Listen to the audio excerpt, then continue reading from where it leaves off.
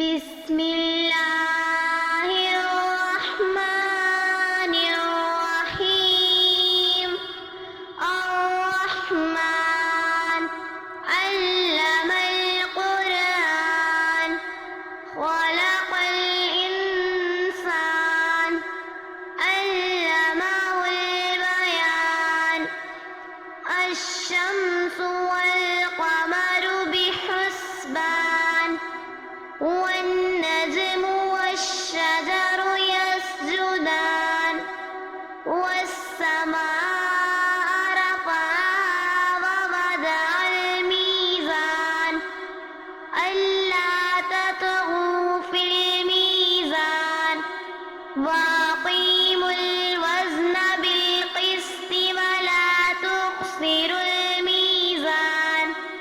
والأرض وضعها للأنام فيها فاكهة والنخل ذات الأكمام والحب ذو العصف والريحان.